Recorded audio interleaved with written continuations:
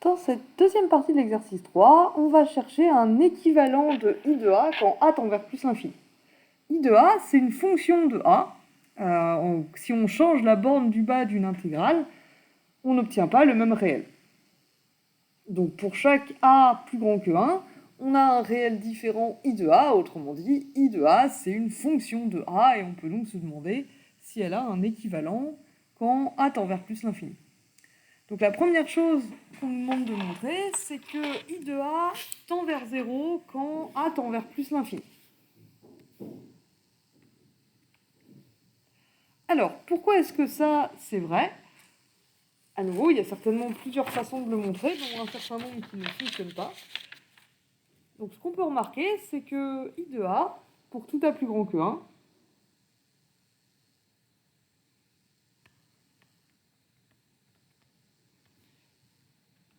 comme on a déjà vu à la question 1 de cet exercice, l'intégrale entre a et plus l'infini de f de t dt est égale à l'intégrale entre 1 et plus l'infini de f de t dt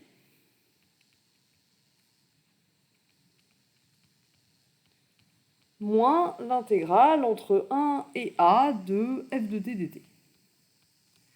Vu que ça, c'était un réel.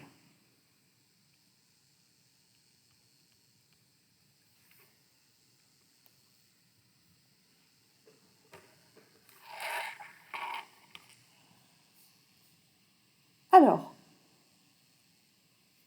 maintenant, qu'est-ce qui se passe quand a tend vers plus l'infini? On sait que dans ce cas-là, l'intégrale entre 1 et a de f de t dt, ça va tendre vers l'intégrale quand l'intégrale entre 1 et plus l'infini de f de t dt.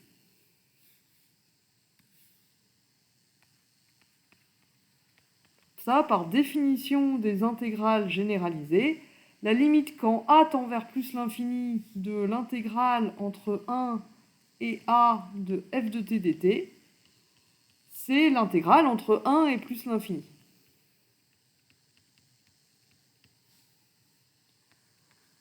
Donc du coup, i de a, qui est ici, a une limite quand a tend vers plus l'infini. Limite quand a tend vers plus l'infini de i de a, c'est égal à la limite quand a tend vers l'infini de cette intégrale, qui est égale, alors ça c'est une constante, ça ne dépend pas de a, donc la limite c'est l'intégrale entre 1 et plus l'infini de f de t dt, moins la limite quand a tend vers l'infini de l'intégrale entre 1 et a de f de t dt, et ça nous fait, d'après ce qu'on vient d'écrire, c'est l'intégrale entre 1 et plus l'infini de f, moins l'intégrale entre 1 et plus l'infini de f de t dt, et ça fait 0. Donc la limite en plus l'infini de i de a, ça existe et ça fait 0. Une petite remarque sur, comme d'habitude, ce qui ne fonctionnait pas. J'ai vu plusieurs fois un raisonnement qui était, en fait, quand a tend vers plus l'infini, les deux bornes de l'intégrale vont être les mêmes, et du coup, l'air sous la courbe, ça va être 0, et donc, la limite, c'est 0. Alors, c'est pas bête, mais là, c'est pas n'importe quel point. Ça fonctionnerait si on n'avait pas plus l'infini comme borne, mais un réel b, par exemple. Si on avait l'intégrale entre a et b, et qu'on fait tendre A vers B, là je serais d'accord avec vous si B c'était un réel. Mais en plus l'infini, ça n'a pas vraiment de sens de parler de l'air sous la courbe, mais en plus l'infini, vous voyez. Alors il y a bien cette idée de l'air qui se réduit, mais la question c'est pourquoi ça donne quelque chose de fini. Donc attention, il ne suffit pas de dire que les deux bornes se rapprochent. Pourquoi ?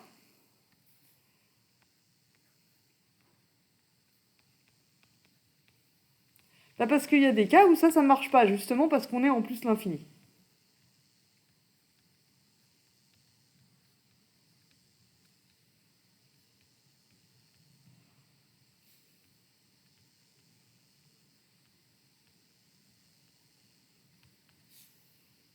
Par exemple, Si je prends la fonction g de x égale x,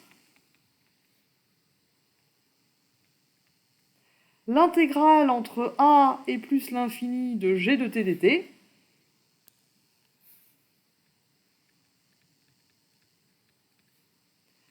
c'est égal du coup à l'intégrale entre a et plus l'infini de t dt, et ça c'est égal à t carré sur 2 entre a et plus l'infini. Et ça, donc là on va prendre la limite de t carré sur 2 quand t tend vers plus l'infini, ça fait plus l'infini. Quoi qu'il arrive, cette intégrale-là, elle est infinie, quel que soit a, et du coup ça tend pas vers 0 quand a tend vers plus l'infini. Donc ça suffit pas. En fait, ce qui fait marcher ce raisonnement, c'est que l'intégrale généralisée converge, donc il faut le dire, et même ça, c'est pas super rigoureux. Ce qu'on pourrait écrire,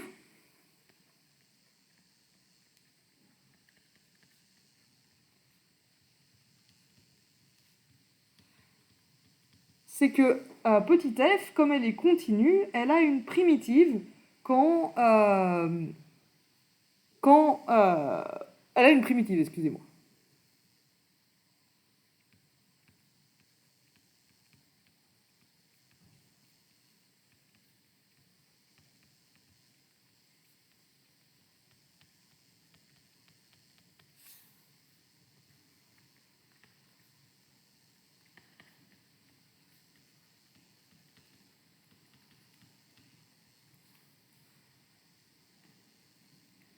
Et du coup, si on prend b plus grand que a plus grand que 1, alors l'intégrale entre a et b de f de t dt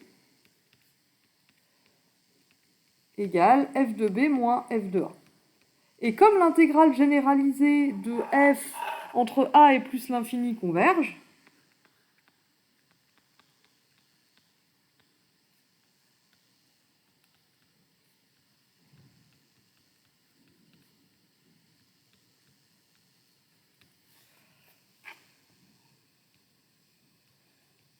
on a que quand b tend vers plus l'infini, l'intégrale entre a et b de f de t dt, ça a une limite.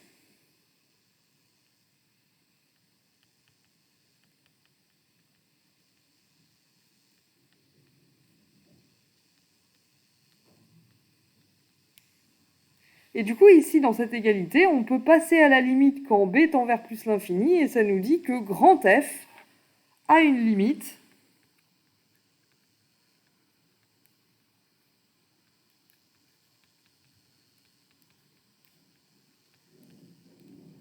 quand b tend vers plus l'infini.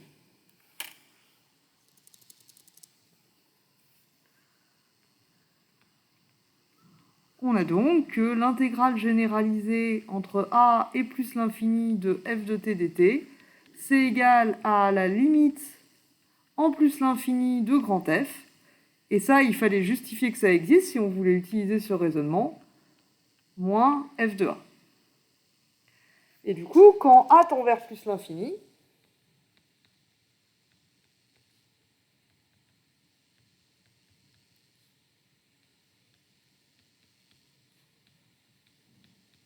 bah, du coup ça dépend pas de a, donc on a limite, donc ça bouge pas, c'est toujours la limite quand b tend vers infini de grand F de b, moins la limite quand b tend vers infini, quand a tend vers infini, pardon, de f de a.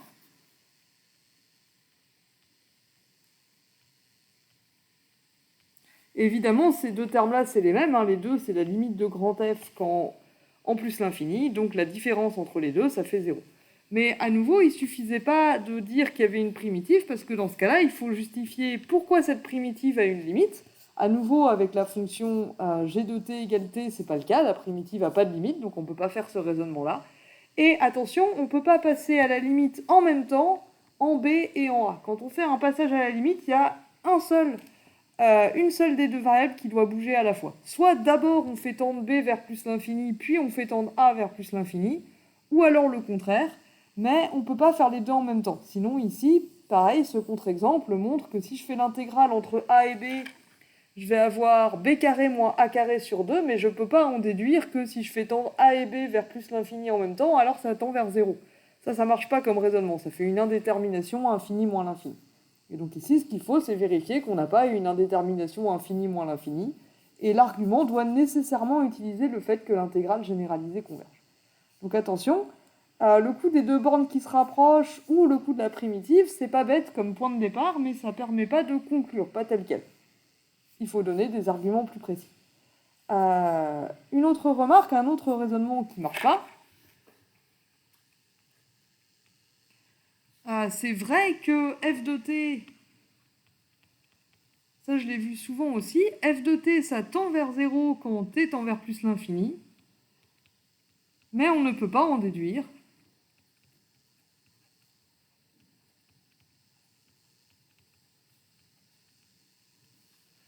que l'intégrale généralisée de f de t dt, ça tend vers 0 quand a tend vers l'infini. Ça, je ne sais pas vraiment d'où ça vient, mais ça marche pas non plus. Et un contre-exemple,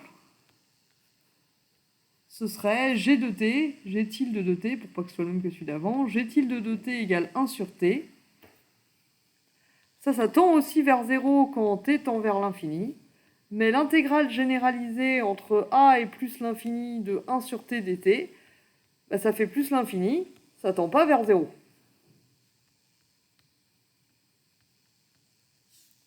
Donc attention, ça non plus, ça marche pas.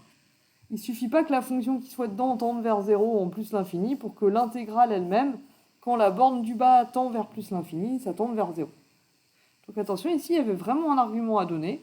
Il y a plusieurs façons de s'y prendre, donc avec la primitive, comme j'expliquais ici, ou alors avec la définition, tout simplement, de l'intégrale généralisée et la relation de Shell, comme on a vu à la question 1, mais il fallait donner un argument. Question 4. Il faut montrer que I de A est égal à cette expression. Alors là, c'est tout bête, c'est une intégration par partie. Donc ça n'a pas vraiment posé de problème, donc je vais faire ça assez rapidement.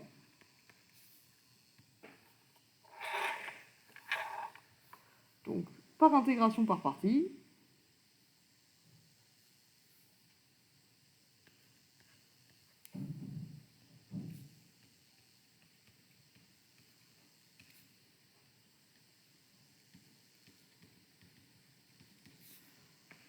I de A, donc c'est l'intégrale entre A et plus l'infini de 1 sur t qu'on va dériver pour avoir un 1 sur t carré fois exponentielle moins t, qu'on va primitiver.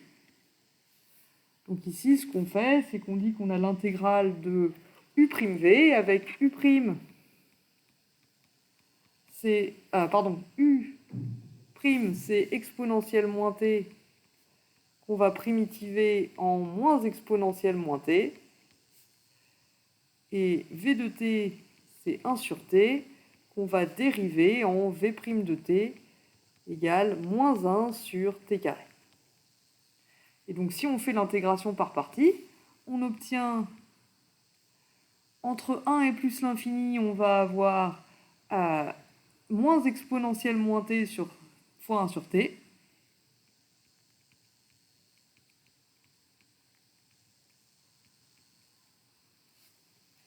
Moins l'intégrale entre a et plus l'infini de moins exponentielle moins t fois moins 1 sur t carré. Alors ici, du coup, avec la borne du haut, il faut qu'on regarde ce que c'est la limite de 1 sur t fois exponentielle moins t. Bon, je l'ai déjà dit au-dessus, mais la limite, quand t tend vers l'infini, de moins 1 sur t exponentielle moins t, 1 sur t, il tend vers 0. Exponentielle moins t, il tend vers 0, donc le produit des deux, ça tend vers 0. Et il n'y a pas besoin des croissances comparées pour dire ça. Vous avez été nombreux à me dire que c'était par croissance comparée que exponentielle moins t sur t, ça tend vers 0 en plus l'infini. Mais non, il n'y a pas besoin, il n'y a pas d'indétermination ici. 1 sur t, ça tend vers 0, exponentielle moins t, ça tend vers 0. Donc il n'y a pas besoin de croissance comparée pour calculer cette limite. Si vous avez écrit par croissance comparée, je pense que c'est parce que vous avez un réflexe d'écrire ça quand il y a des exponentielles et des puissances de t, ce qui est pas si mal. Mais attention, ici, il n'y a absolument pas besoin de ça. Les croissances comparées, on s'en sert quand il y a une indétermination. Sinon, on compare rien du tout, 0 fois 0, ça tend vers 0.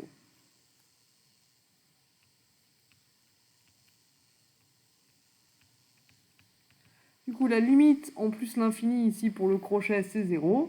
Donc ce qu'on obtient, c'est moins, donc les moins se simplifient, on va avoir 1 sur a exponentielle moins a.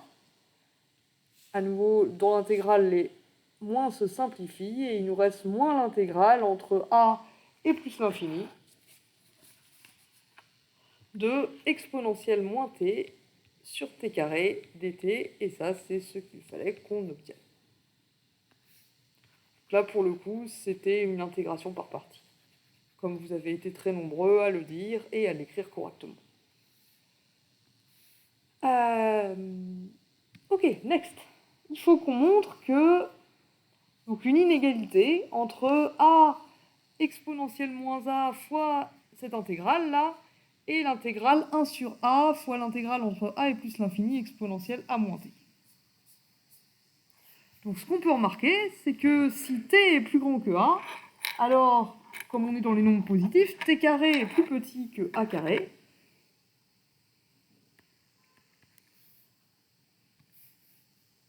Donc pour tout t entre a et plus l'infini, donc ce qu'on veut en fait, c'est comparer les fonctions exponentielle moins t sur t carré et la fonction exponentielle a moins t. Donc on a toc toc toc. Alors ce qu'on peut remarquer, c'est que... Pardon, je vais un petit peu vite. Donc ce qu'on peut remarquer, c'est que le truc qu'on nous demande de majorer, là,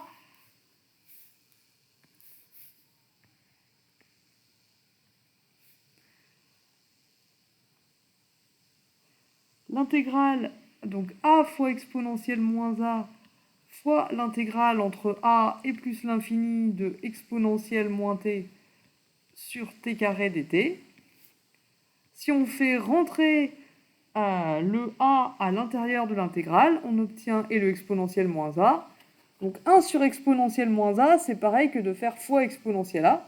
Donc là, on a l'intégrale entre a et plus l'infini de a sur t carré fois exponentielle a, ça c'est la division par exponentielle moins a, c'est pareil qu'une multiplication par exponentielle a, fois exponentielle moins t. Donc c'est l'intégrale entre a et plus l'infini de a sur t carré fois exponentielle a moins t. Et là, on commence à être prudemment optimiste parce que exponentielle a moins t, c'est une partie de ce qu'on veut. Et ce qu'on voit maintenant, c'est que si t est plus grand que a, t carré est plus grand que a carré.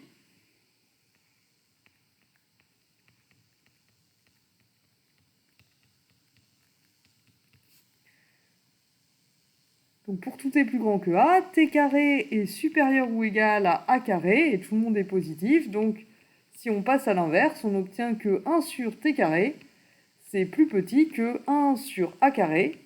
Et comme a est positif, si je multiplie cette inégalité par a, j'obtiens que a sur t carré, c'est plus petit que a sur a carré, c'est-à-dire 1 sur a.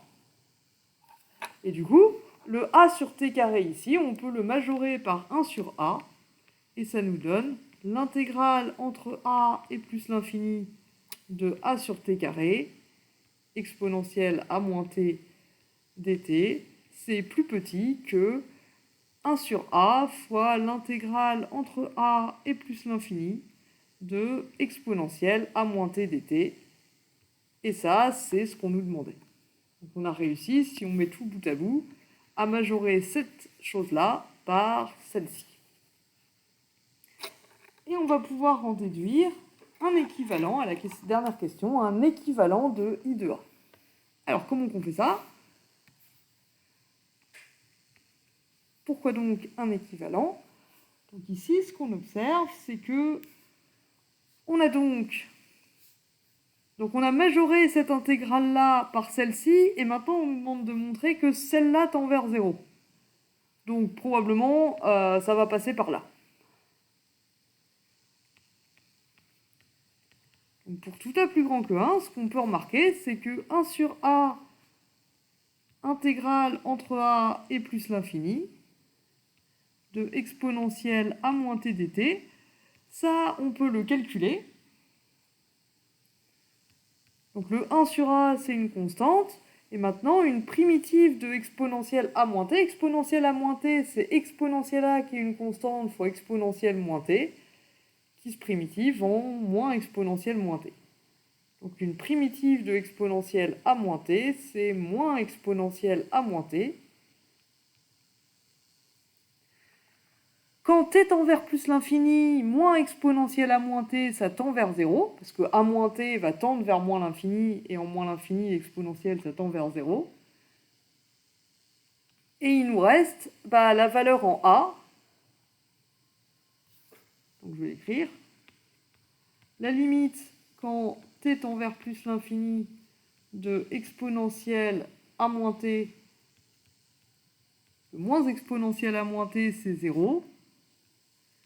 Et moins exponentielle, donc quand t égale a, moins exponentielle a moins a, ça fait moins exponentielle 0, ça fait moins 1.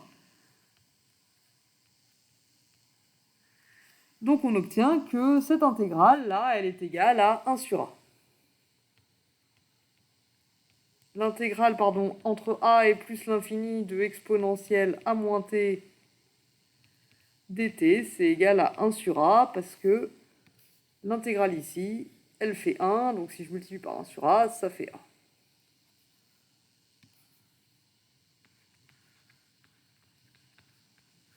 Donc, si on prend la question 5,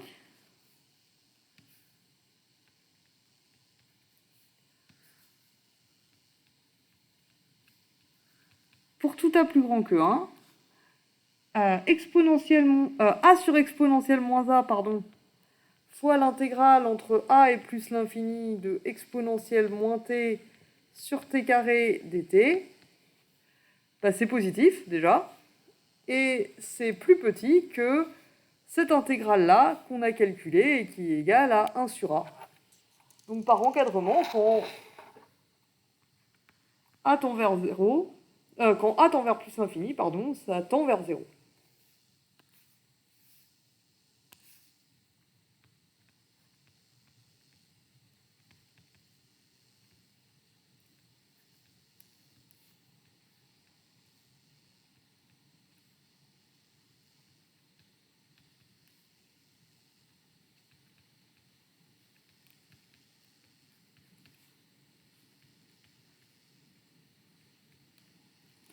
Ça, c'est la première partie de ce qu'on devait montrer.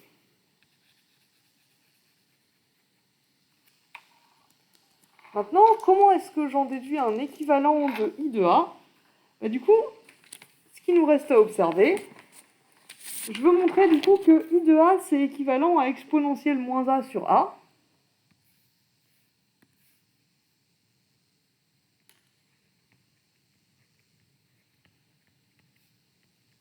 Donc pour savoir si c'est un équivalent, il faut que je divise par exponentielle moins A sur A.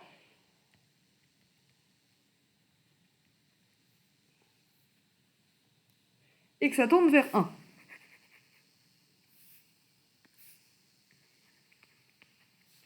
Or, diviser par exponentielle moins A sur A, c'est pareil que multiplier par A sur exponentielle moins A. Et I de A, d'après la question 4, c'est égal à exponentielle moins A sur A, moins l'intégrale entre A et plus l'infini de exponentielle moins t sur t carré dt. Donc c'est égal à 1, ici il y a une simplification, moins l'intégrale entre A, moins A sur exponentielle moins A, fois l'intégrale entre A et plus l'infini de exponentielle moins t sur t carré dt. Donc ça c'est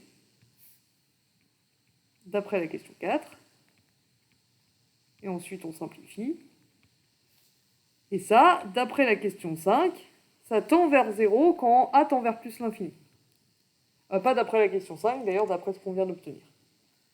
Donc, I de A sur exponentielle moins A sur A tend vers 1 quand A tend vers plus l'infini. Donc I de A tend vers 0, mais aussi à un équivalent en plus l'infini qui est exponentielle moins a sur a. Donc ça tend vers 0 à la même vitesse que exponentielle moins a sur a. Une dernière remarque, parce que ça aussi je l'ai vu souvent, il ne suffit pas de dire que i de a tend vers 0 et exponentielle moins a sur a tend vers 0 pour qu'ils soient équivalents. Donc attention.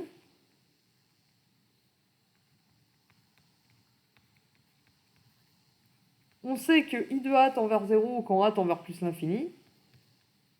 Et on sait aussi, si on sait calculer, que exponentielle moins a sur a, ça tend vers 0 quand a tend vers l'infini. À nouveau, pas par croissance comparée, mais juste parce que exponentielle moins a et 1 sur a tendent tous les deux vers 0. Mais ça ne suffit pas.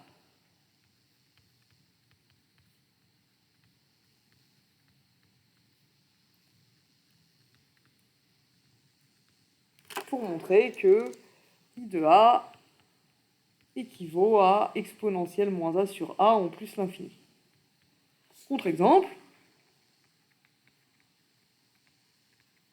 si je prends 1 sur a, ça tend vers 0 quand a tend vers l'infini. Si je fais 1 sur a carré, ça tend aussi vers 0 quand a tend vers plus l'infini, mais ces deux-là ne sont pas équivalentes. Si je fais le quotient des deux, ça ne va pas tendre vers 1.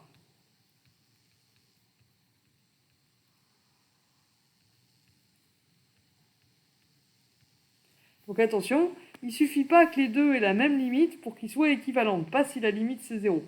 Si la limite c'est 0, c'est plus compliqué que ça. Mais d'un autre côté, ici on avait fait tous les calculs nécessaires pour obtenir ce résultat d'une façon plus subtile que ça. Et c'est tout ce que j'avais à vous raconter sur l'exercice 3. Je vous remercie de votre attention.